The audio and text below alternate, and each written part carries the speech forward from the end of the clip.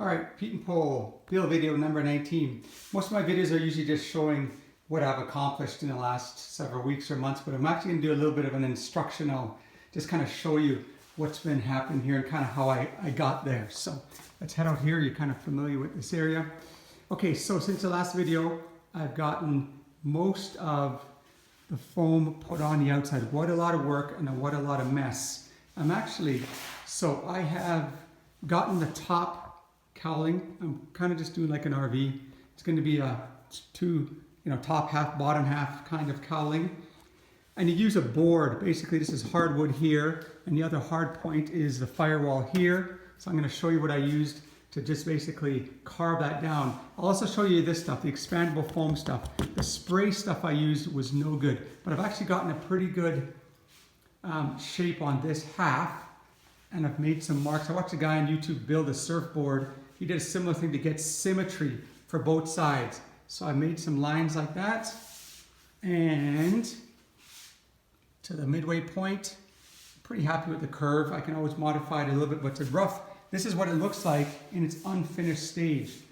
Pretty rough, foam oozing out all over the place, but I extended the lines up to this side so you can see how I can get some symmetry. Up here didn't need that because I have a hard point, as I said, here, and a hard point there. And this is some of that foam. I'll show you how that works. Over here is the stuff I'm using.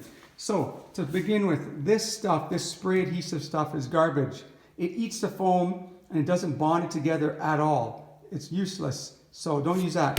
This stuff was a lot better, and as messy and as gross as it is, once you bond the pieces of foam together, it works really good. So this is just, again, Home Depot stuff. I'm using the Pink Panther foam from Home Depot, cheap enough, and that's what I'm building the bulk of it. Some of it's pink and some of it's blue. It's both the same. I had some blue stuff left over from the affordaplane, so I'm using that up, and then I started using the pink stuff. Okay, so I made some templates.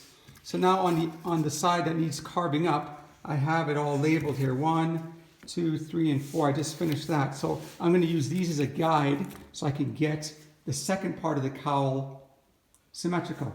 And here's just a piece again of old aluminum.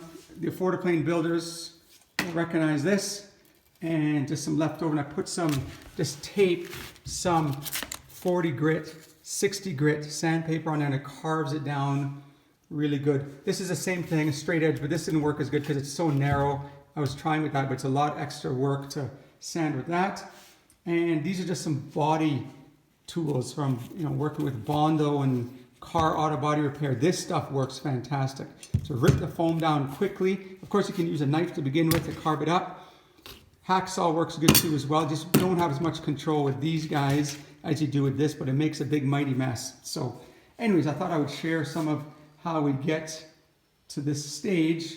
And yeah, vacuum, big piles of stuff, go outside and blow myself off with the air compressor because it gets everywhere. But that's where we're going to be at for the rest of the day, is getting the second half of this sort of to round up here, take the wood off, and then start finishing that up. And actually there is a tunnel under here, which you can't see until the next video, but the carburetor intake is right under here. So I've made a tunnel under there that has to be cut in, but I'll do that once I split the cowls apart.